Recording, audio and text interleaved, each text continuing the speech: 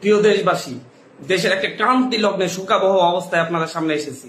আপনাদেরকে বলতে চাচ্ছি, আজকে জানাতে চাচ্ছি, ভেবেছিলাম জানাবো না, কিন্তু এখন জানাতে বাধ্য হচ্ছি।